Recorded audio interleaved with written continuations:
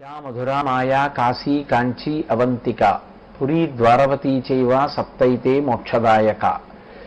భారతదేశాన్నంతటినీ ఒక ఆధ్యాత్మిక కేంద్రంగా ఉపాసన చేసినటువంటి ఋషులు ఈ 7 నగరాల్ని మోక్షపురాలుగా నిర్ణయం చేశారు. మోక్షపురాలు 7లో 6 ఉత్తర భారతదేశంలో ఉంటే ఒక్క కాంచీపురమే దక్షిణ భారతదేశంలో ఉంది. ఆ కాంచీపురంలో కామాక్షి పరదేవతా స్వరూపం లోకంలో ఉన్న వారందరికీ కూడా కొంగు బంగారమై ఆవిడ పేరే కామాక్షి అయిన కారణం చేత తన కన్నుల చేతనే అందరి కోరికలు తీర్చగలిగినటువంటి కల్పవల్లిగా భాషించింది. ఆ తల్లి గురించి చెప్తూ సచామర రమావాణి సవ్యదక్షిణ సేవిత, ఎడంచేతి వైపు లక్ష్మీదేవి ఉండి వింజామర వేస్తే కుడి చేతి వైపు సరస్వతీదేవి ఉండి వింజామర వేస్తుంది. కామాక్షి పరదేవతా స్వరూపం యొక్క పాదముల దగ్గర తల వంచి నమస్కరించినటువంటి వారికి సరస్వతీ కటాక్షమో లక్ష్మీ కటాక్షమో ఏదో ఒకటి సంభవమై ఆ అమ్మ యొక్క అనురాగపు దృక్కుల చేత వారు కోరినటువంటి కోర్కెలు తీరుతాయి. ఆమెయే కామకోటి. కామకోటి అంటే కామము అంటే కోర్కె, కోటి అంటే హద్దు. సామాన్యమైన కోరిక దగ్గర నుండి మోక్షగామి అయినటువంటి వాని యొక్క మోక్షం వరకు ఆ తల్లి ఇవ్వలేనిది లేదు.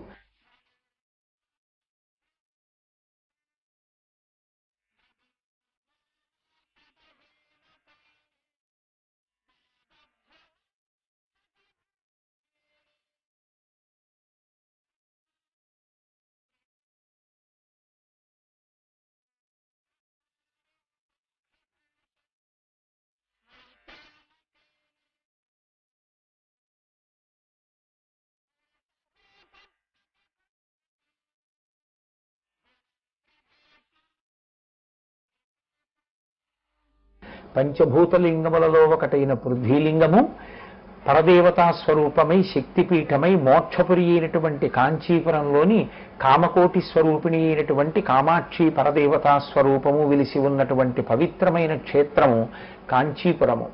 ఆ కాంచీపురంలో ఉన్న పార్వతీ పరమేశ్వరులు ఆకాశంలో విశేషమైనటువంటి మబ్బు పట్టి ఆ నల్లని మబ్బు మధ్యలో ఒక మెరుపు తీగ మెరిస్తే ఎలా అయితే మనకి శాస్త్రంలో చెప్పినట్టుగా విద్యుల్లేకే భువాస్వర అన్నట్టు ఆ స్వరూపం ఎలా ఉంటుందో, వాగర్ధ వివసంపృక్తవు వాగర్ధ ప్రతిపత్తయే జగత పితరవ్ వందే పార్వతీ పరమేశ్వరవు అన్నట్టుగా వాక్కు అర్థము ఎలా ఉంటాయో, మబ్బు తటిల్లత ఎలా ఉంటాయో అలా ఆ పార్వతీ పరమేశ్వరుడిద్దరూ కలిసి ఉంటారు.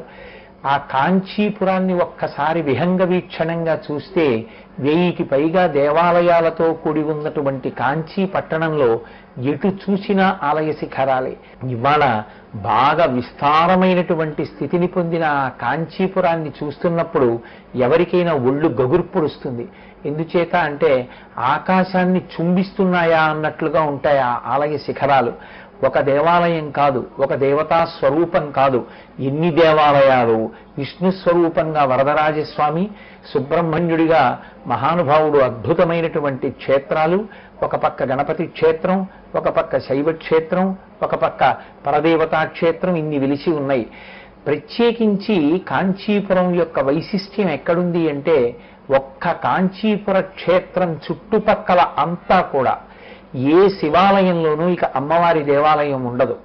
కంచిలో ఉన్నటువంటి కామాక్షి అమ్మవారి దేవాలయమే అన్ని శివాలయాలకి పార్వతీదేవి యొక్క స్వరూపంగా నిలబడి ఉంటుంది.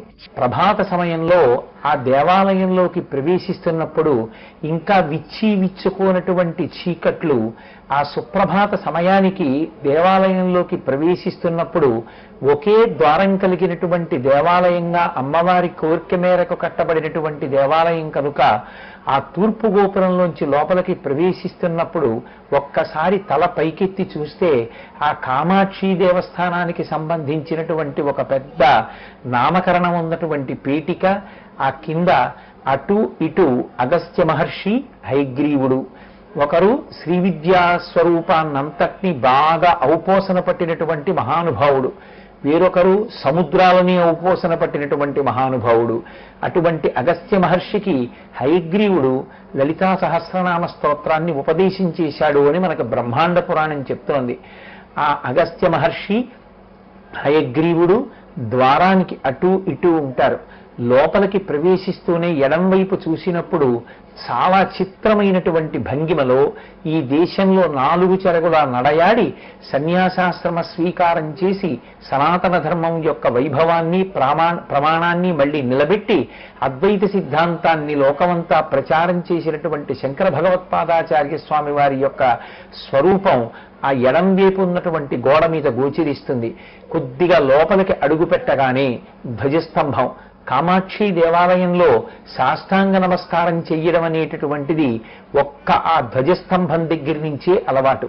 ఆ ఆలయం లోపలికి ప్రవేశిస్తున్నప్పుడు గోడ మీద ఆ విఘ్నేశ్వర స్వరూపం, ఆ పక్కనే సుబ్రహ్మణ్య స్వరూపం, ఆ పక్కన మహిషాసురమర్దని, ఎడం వైపుకి తిరిగినప్పుడు శుక్రవార మంటపం, ఆ పక్కన అమ్మవారి శయన మంటపం, అందులోంచి సుప్రభాత సమయంలో అమ్మవారిని పల్లకీలో బయటికి తీసుకొస్తున్నటువంటి అర్చక స్వాములు, ఆ కామాక్షి అమ్మవారి అంతరాలయం ఎదురుగా ఉన్నటువంటి మంటపంలో నిలబడి చూస్తుంటే అమ్మవారి యొక్క మూర్తి దర్శనమవుతూ ఉంటుంది.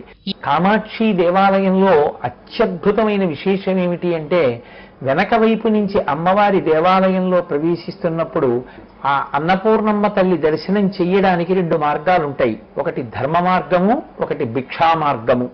అన్నపూర్ణమ్మ తల్లి దర్శనానికి వెళ్ళేటటువంటి భక్తులు ధర్మ మార్గం గుండా ప్రవేశించి భిక్షా మార్గం గుండా బయటికి వస్తారు. ఆ లోపలికి వెళ్ళినప్పుడు అక్కడే అమ్మవారు మహాలక్ష్మి, సౌందర్యలక్ష్మి అన్న పేరుతో వెలసి ఉంటుంది. ఆ పక్కనే కల్వర్ అన్న పేరుతో చోర విష్ణువు అని ఒక ప్రత్యేకమైనటువంటి పేరు.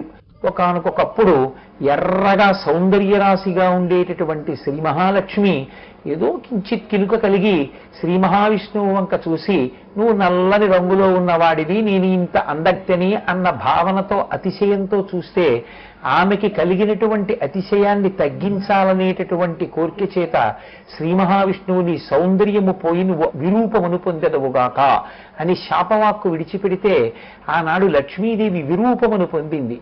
ఇప్పటికీ అరూపలక్ష్మి అన్న పేరుతో కామాక్షి అమ్మవారికి ఎడం చేతి వైపు తల్లి ఉంటుంది.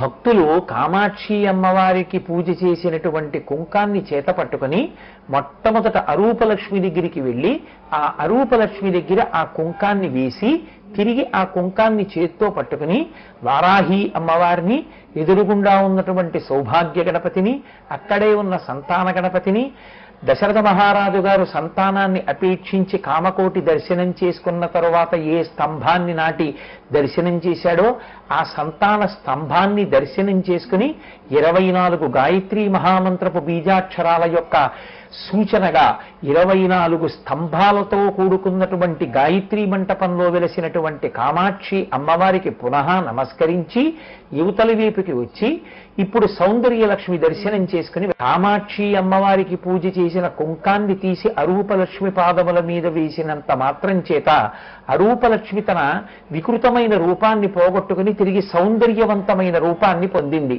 మళ్ళీ లక్ష్మీదేవి అటువంటి రూపాన్ని పొందడాన్ని చూసి ఆమెని తొంగి తొంగి చూస్తున్నటువంటి దొంగ చూపులు చూస్తున్న శ్రీ మహావిష్ణువు వంక లక్ష్మీదేవి చూసి, నన్ను ఓరచూపులతో దొంగ చూపులతో చూస్తున్నవాడా, ఓ దొంగ విష్ణువా అని ఆ రోజున సంబోధన చేయడానికి చోర విష్ణు అని పిలిచిందిట. అందుకని ఆయనను అక్కడ కల్వర్ అంటే దొంగ అని కల్వర్ విష్ణు అని పిలుస్తారు. ఆ కామాక్షి పరదేవతా వైభవమే వైభవము. ఆ తల్లి యొక్క అనుగ్రహాన్ని పొంది ఎంతమంది తరించిపోయారు. ఆ తల్లి దర్శనం చేత, ఆ తల్లి తాంబూలపు పిడచ నోటిలో పెట్టినంత మాత్రం చేత పుట్టుక చేత మోగవాడైన మూకశంకరులకి మళ్లీ వాక్కు కలిగి మూకపంచశతి అన్న పేరుతో 500 శ్లోకాలతో ఒక అత్యద్భుతమైనటువంటి గ్రంథాన్ని వెలయించారు.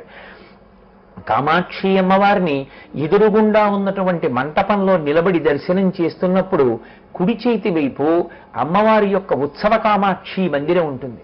ఆ మందిరానికి ఎదురుగుండా చూస్తే తుండీర మహారాజు వంగి అమ్మవారికి నమస్కారం చేస్తూ ఉంటాడు. కొద్దిగా వెనక్కి తిరిగి చూస్తే గోడ మీద అభిరామ భట్టు అనపడేటటువంటి అమ్మవారి మహాభక్తుడు రచన చేసినటువంటి అభిరామ అంతాది ఇప్పటికీ ఆ గోడల మీద ఆ శ్లోకాలన్నీ కూడా చెక్కబడి అందమైనటువంటి రీతిలో చదువుకోవడానికి వీలుగా ఉంటాయి. ఒకనాడు తిరుక్కడయూరు క్షేత్రంలో ధ్యాననిష్టలో ఉన్నటువంటి ఆ అభిరామ భట్టు అటుగా వెళ్ళిపోతున్నటువంటి శరభోజీ మహారాజ్ చూసి, ఇతను నన్ను చూసి లేచి నిలబడలేదు ఎందుచేత అని అడిగాడు.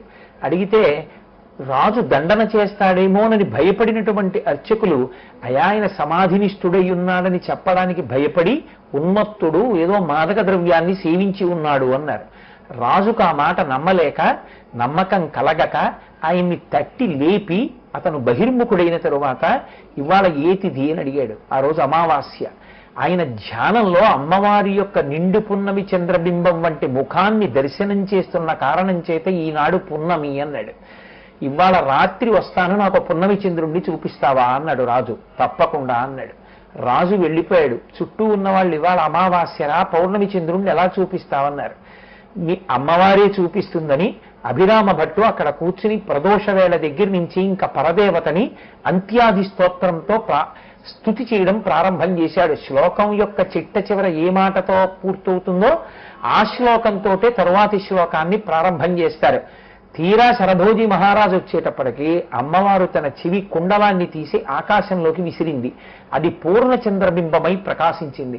అమ్మవారి పరమభక్తుడు కనుక ఆ అభిరామ భట్టు అంటారాయన్ని.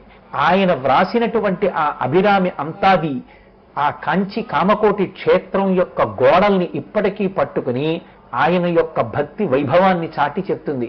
వేరొక వైపు చూసినప్పుడు అసలు ఆ కంచి కామకోటి క్షేత్రానికి అంత ప్రసిద్ధి తీసుకొచ్చి అమ్మవారి ఎదురుగుండా ఒక పూల సజ్జ ఎలా ఉంటుందో అటువంటి ఆకృతిలో గొప్ప శ్రీచక్రాన్ని వేశారు శంకర భగవత్పాదులు. ఆ శ్రీచక్రాన్ని వేసి కామకోటి యందు తాను స్వయంగా కాంచి కామకోటి పీఠాన్ని నిర్మాణం చేసి స్థాపించి ఆ పీఠాన్ని అధివసించినటువంటి శంకర భగవత్పాదుల యొక్క గొప్ప పరదేవతా సంబంధమైనటువంటి స్తోత్రమైన సౌందర్యలహరి ఒకవైపు గోడల మీద చిత్రీకరింపబడి ఉంటుంది.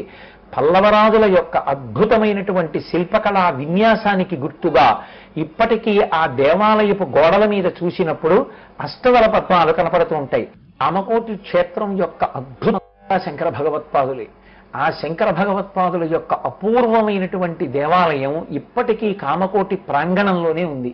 ఆ శంకరాచార్య స్వామి వారి దేవాలయాన్ని చూసినప్పుడు ఆ దేవాలయపు పైభాగంలో అద్భుతమైనటువంటి శిఖరము, ఆ దేవాలయం యొక్క శిఖరం కింద దక్షిణామూర్తి, ఆ కింద ఉన్నటువంటి దత్తాత్రేయ స్వామి వారు, అద్వైత సంప్రదాయంలో ఉండేటటువంటి అద్భుతమైనటువంటి గురు పరంపర ఉన్న ఆ శంకర భగవత్పాదుల యొక్క దేవాలయం లోపల సత్యదండం పట్టుకుని కూర్చున్నటువంటి శంకరాచార్యుల వారి యొక్క టీవీ, వారి గాంభీర్యం, వారి యొక్క చిన్ముద్ర సూపరులను భక్తిపాశముల చేత కట్టి పడేస్తాయి. ఒకానొకప్పుడు నడిచే దేవుడిని పేర్గాంచినటువంటి కంచికామకోటి పీఠాధిపత్యం వహించిన 68వ పీఠాధిపతి అయిన చంద్రశేఖరేంద్ర సరస్వతి మహాస్వామి వారు ఎక్కడ గురు పూజ చేస్తారు, ఎక్కడ వైశాఖ శుక్ల పంచమి నాడు శంకర భగవత్పాదుల యొక్క పుట్టినరోజు సందర్భంగా, జయంతి సందర్భంగా కార్యక్రమం చేస్తారని ఆలోచన చేస్తుంటే సత్యదండం పట్టుకుని తిన్నగా నడిచొచ్చి శంకర భగవత్పాదుల దేవాలయం ఎదురుగుండా అక్షతలు వేస్తే అక్కడే మంటపాన్ని వేసి శంకర భగవత్పాదుల యొక్క పూజ చేశారు.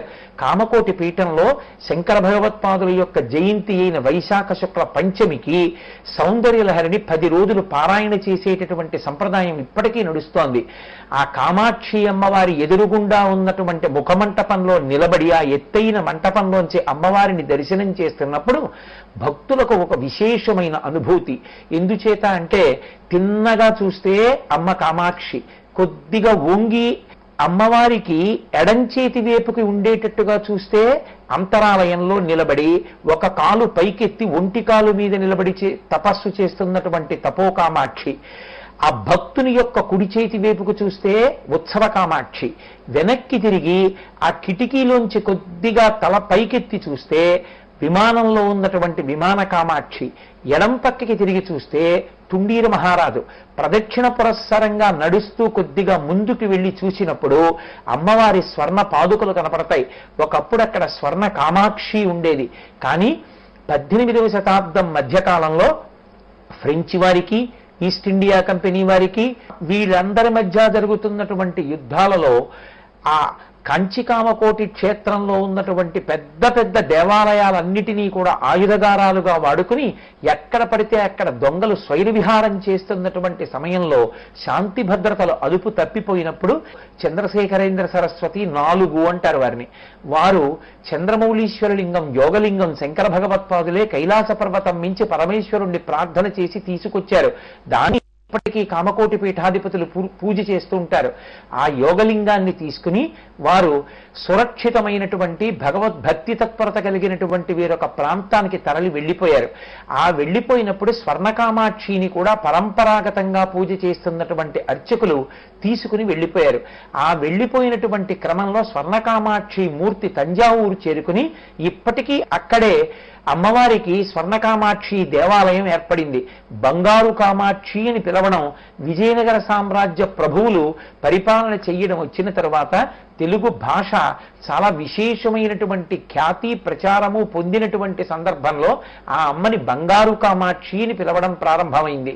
కామకోటి పీఠం కుంభకోణానికి తరలిపోయింది. కొంతకాలం కుంభకోణాన్ని కేంద్రంగా చేసుకుని కామకోటి పీఠం నడిచింది. ఆ సందర్భంలో 1944 సంవత్సరంలో స్వర్ణకామాక్షి స్థానం ఖాళీగా ఉండిపోయిందన్న ఉద్దేశ్యంతో నడిచే దేవుడిని పేర్గాంచినటువంటి వారు చంద్రశేఖరేంద్ర సరస్వతి మహాస్వామి వారు 68వ పీఠాధిపతులు అక్కడ స్వర్ణ పాదుకలను ఏర్పాటు చేశారు. అది దాటి కొంచెం ముందుకెడితే సరస్వతీదేవి యొక్క అద్భుతమైనటువంటి స్వరూపం, అనేకమైన బాహువులతో వీణ వాయిస్తున్నటువంటి రాజశ్యామల స్వరూపం మనకి గోచరం అవుతుంది. అది దాటి కొంచెం ముందుకెళ్ళి మెట్లు దిగితే అన్నపూర్ణా స్వరూపం. ఇప్పటికీ కామకోటి క్షేత్రంలో కంచి కామాక్షి అమ్మవారి దేవస్థానానికి అంతటికీ పరిపాలకుడు అయ్యప్ప స్వామి. సాధారణంగా మనం ఎక్కడైనా అయ్యప్ప స్వామిని చూస్తే 2 కాళ్ళు యోగపట్టంలో పెట్టుకున్నటువంటి అయ్యప్ప స్వామి కనపడతారు. ఒక్క కామకోటి క్షేత్రంలో మాత్రం పూర్ణ పుష్కలాంబా సమేత అయ్యప్ప స్వామి చేతిలో కొరడా పట్టుకుని ఒక కాలుకి ఉన్నటువంటి యోగపట్టాన్ని తప్పించి ఒక కాలుకి మాత్రమే యోగపట్టాన్ని తగిలించుకొని బహిర్ముఖుడై చిన్ముద్ర పట్టకుండా చేత కొరడా పట్టుకుని కామకోటి క్షేత్రంలో భక్తి తత్పరులు కానివారు ప్రవేశించడానికి వీలు కుదరదన్నట్లుగా శాసకత్వాన్ని సూచిస్తూ క్షేత్రపాలకుడై శంకర భగవత్పాదాచార్య స్వామి వారి యొక్క దేవాలయం వెనకనున్నటువంటి ఆ గోడ పక్కన ఉన్న చిన్న గుడిలో మనకి దర్శనమిస్తూ ఉంటారు. శుక్రవార మంటపాన్ని దాటి వెడుతున్నప్పుడు కామకోటి క్షేత్రంలో దుర్వాసో మహర్షి యొక్క దేవాలయం, ఆ పక్కనే అత్రి మహర్షి, అనసూయమ్మ, ఎడంచేతి వైపు అమ్మవారి యొక్క శైన మంటపం కనపడతాయి. దుర్వాసో మహర్షియే అమ్మవారి యొక్క పూజా విధానాన్నంతటినీ నిర్ణయం చేశారు. ఆర్యా దిశతి అన్న పేరుతో 200 శ్లోకాలతో కామాక్షి అమ్మవారిని స్తోత్రం చేశారు.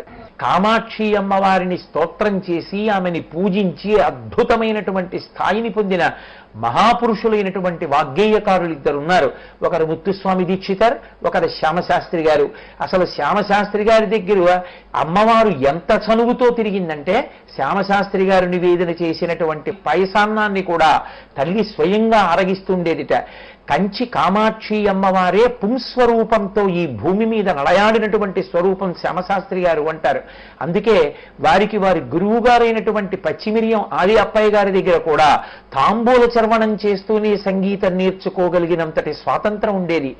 అంతటి మహాపురుషులైనటువంటి శ్యామశాస్త్రి గారు, ముత్తుస్వామి దీక్షితర్ గారు, త్యాగరాజస్వామి కూడా ఒక రకంగా అమ్మవారి భక్తులే. త్యాగరాజస్వామి, ఆ 3 మూర్తులు కూడా మనకి దేవాలయంలో అద్భుతమైనటువంటి స్వరూపాలతో పెద్ద పెద్ద చిత్తరువులలో దర్శనమిస్తారు. ఆ అమ్మవారి అనుగ్రహాన్ని పొంది గొప్ప స్థితిని పొందనటువంటి వ్యక్తి లేడు.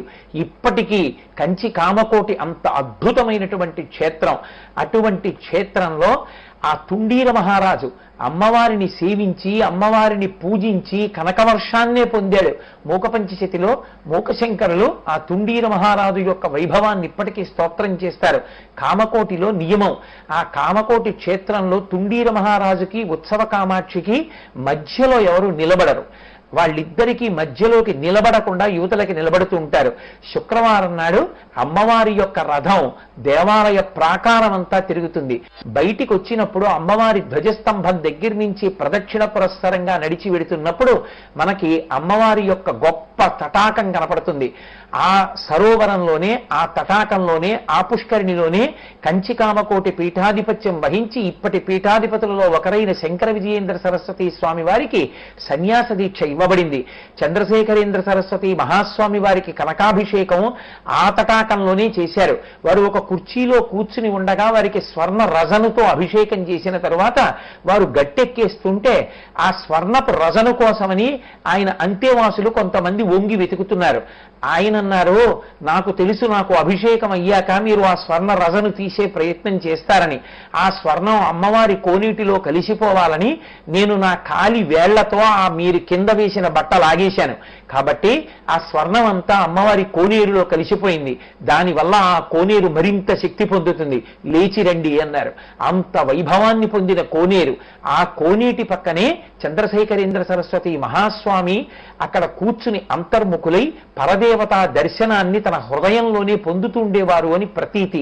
ఆ దేవాలయ ధ్వజస్తంభానికి యువతల 3 కన్నాలు ఒక కన్న ఉండి చుట్టూ కన్నాలుంటాయి. ఆ పెద్ద కన్నంలోంచే చంద్రశేఖరేంద్ర సరస్వతి మహాస్వామి వారు కంచి కామాక్షి అమ్మవారి దర్శనం చేసేవారు అని ప్రతీతి. ఆ కోనేరు దాటి ముందుకు వెడితే ఎడంచేతి వైపు గజశాల, అక్కడే శారదా నవరాత్రుల్లో అమ్మవారికి నవరాత్రి ఉత్సవాలు చేసేటటువంటి మహామంటపం. అది దాటి యువతలకి వస్తే ఒక మూలకి వాహన మంటపం.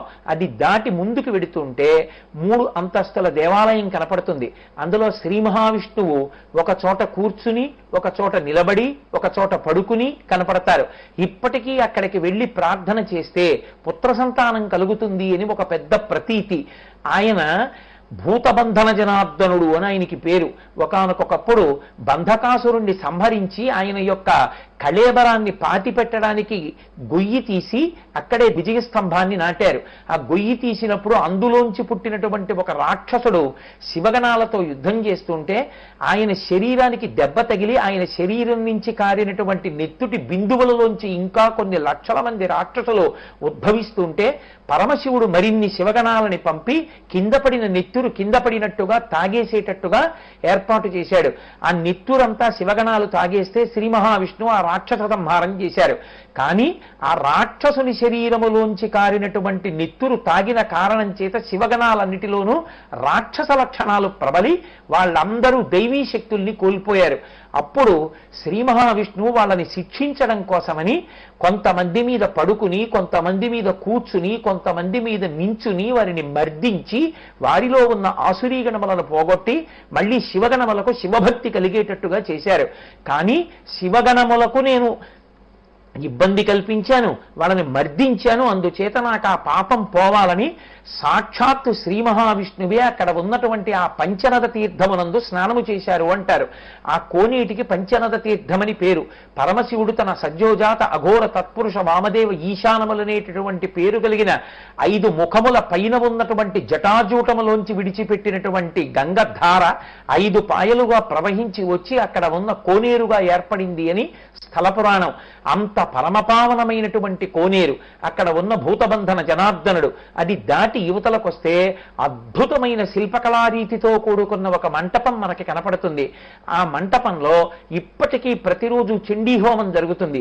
చండీహోమంతో పాటుగా అమ్మవారికి సంబంధించినటువంటి అనేకమైనటువంటి ఉత్సవాలు అక్కడే జరుగుతుంటాయి. ఆ తల్లి కామాక్షి తన కన్నులతోటే ఈ లోకాన్నంతటినీ కాపాడుతుంటుంది. మహాకామేశ్వరుణ్ణి కన్నులలో పెట్టుకున్న తల్లి కనుక, భక్తుల యొక్క కోర్కెలు ఈడేర్చగలిగిన తల్లి కనుక, అన్ని వేళలా సమస్త జీవరాశిని తన బిడ్డలుగా కన్నులు కదుపుతూ చూసుకునేటటువంటి తల్లి కనుక ఆ తల్లికి కామాక్షి అని పేరు. ఆ కామాక్షి కామకోటి కంచి, అది ఓఢ్యాన పీఠములాగా ఆ పీఠం నాభీ స్థానములకు సంబంధించినది. నాభీ కేంద్రము ఒక తల్లి నుంచి తల్లి కడుపులో ఉన్నటువంటి బిడ్డడికి కావలసిన ఆహారం అంతా నాభిగొట్టం ద్వారా అందుతుంది. తల్లి కడుపులోంచి పిల్లవాడు పైకొచ్చిన తరువాత నాభి కోసేస్తారు. నాభి సంబంధం తెగిపోతుందేమో కానీ హృదయ సంబంధం ఉండిపోతుంది. అందుకే భారతదేశాన్నంతటినీ కూడా పరదేవతా స్వరూపంగా ఋషులు ఉపాసన చేశారు. అందుకే వందే మాతరం సుజలాం సుఫలాం మలయజ శీతలాం సస్యశ్యామలాం అంటాడు బకించంద్ర చటర్జీ. పరదేవతా స్వరూపంగా భారతదేశాన్నంతటినీ కలిపి ఉపాసన చేసినప్పుడు ఆ పరదేవతా స్వరూపం యొక్క నాభీ కేంద్రమే ఆ కాంచీ క్షేత్రం. అందుకే కాంచీ అంటే వడ్డాణం. వడ్డాణం మొలనూలు నాభికి తగులుతూ ఆడవాళ్లు పెట్టుకుంటారు. అంటే జగన్మాతగా కంచి కామాక్షి వెలిసినటువంటి క్షేత్రం. అందుకే ఇప్పటికీ కంచి కామకోటి క్షేత్రంలో అది వైష్ణవుల ఊరేగింపు కానివ్వండి, శైవుల ఊరేగింపు కానివ్వండి, శాక్తేయుల ఊరేగింపు కానివ్వండి, కామాక్షి అమ్మవారి దేవాలయానికి ప్రదక్షిణ పురస్సరంగా పెడతాయి. అంత గొప్ప దేవాలయం కామకోటి. ఇన్ని లక్షల మంది, ఇన్ని కోట్ల మంది భక్తుల యొక్క కోర్కెలో ఈడేర్చినటువంటి కామధేను కల్పవృక్ష స్వరూపిణి ఆ తల్లి. అటువంటి కామకోటి క్షేత్రం. కామాక్షి దేవస్థానం చుట్టూ ఉన్నటువంటి ఒక అద్భుతమైనటువంటి ప్రాకారం, తలెత్తి చూడవలసినంత పెద్ద రాజగోపురం, ఆ రాజగోపురం మీద నిర్మింపబడినటువంటి అద్భుతమైనటువంటి శిల్పాలు, ఆ దేవాలయానికి ఉన్నటువంటి అనేకమైన చిన్న చిన్న కన్నాల్లోకి ఆ దేవాలయ శిఖరాల మీద సాయంకాలం వేళలోనూ వాటికి అనుకూలమైన వేళలో అనేకమైన చిలుకలు వచ్చి కూర్చుని అవి అరుస్తూ ఉండడం మనకి కనపడుతుంది.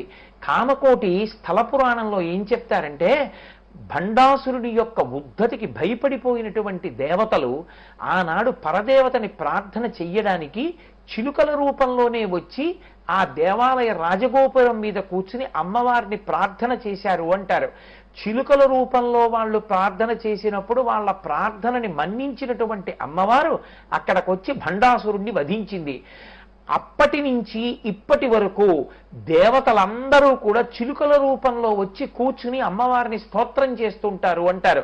అందుకే ఇప్పటికీ అంత జనసమర్థంతో ఉండేటటువంటి కంచి కామాక్షి యొక్క రాజగోపుర శిల్పాల మీద అక్కడ ఉండేటటువంటి దేవాలయ ప్రాకారపు కన్నాలలోనూ చిలుకలు సమూహాలు సమూహాలుగా వచ్చి కూర్చుని అమ్మవారి దేవాలయం వైపు తిరిగి అమ్మవారి యొక్క ఆ ప్రాకారం అన్ని వైపులా తిరిగి అరుస్తూ ఉండడం మనకి గోచరం అవుతూ ఉంటుంది.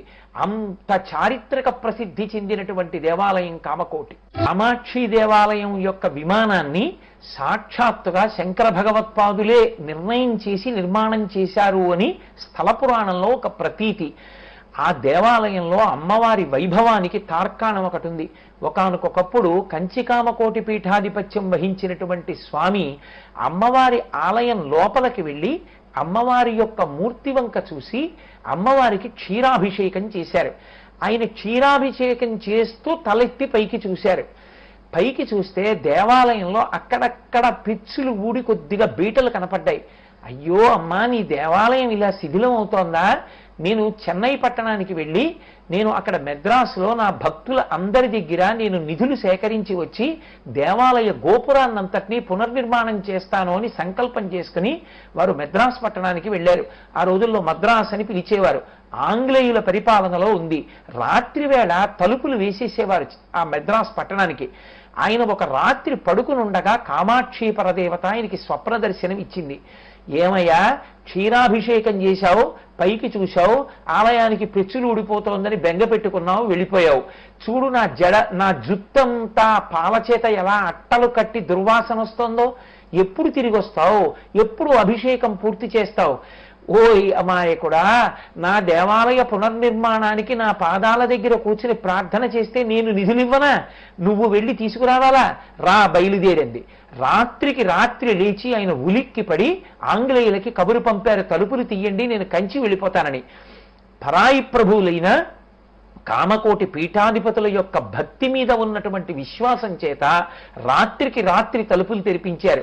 వారు బయలుదేరి కాంచీ పట్టణానికి వచ్చారు. ఎక్కడ నుంచి వచ్చాయో తెలియదు నిధులు. అపారమైనటువంటి సంపద చేకూరింది. అదిగో ఆ సంపదతో అమ్మవారి దేవాలయం యొక్క విమానాన్ని ఆ శిఖరాన్నంతటినీ కూడా మళ్లీ పునర్నిర్మాణం చేశారు. దాని మీద తరువాతి కాలంలో బంగారు రేకుతో తాపడం చేశారు. దేవాలయాన్ని ఏకాంబరేశ్వర దేవాలయం దగ్గర నుంచి శిఖరాలన్నిటినీ చూస్తున్నప్పుడు ఆ మధ్యలో అమ్మవారి స్వర్ణ శిఖరం, ప్రత్యేకించి సూర్యోదయ సమయంలో సూర్యాస్తమయ సమయంలో ఆ సూర్య భగవానుడి యొక్క కిరణములు పడి ప్రకాశిస్తూ అద్భుతమైన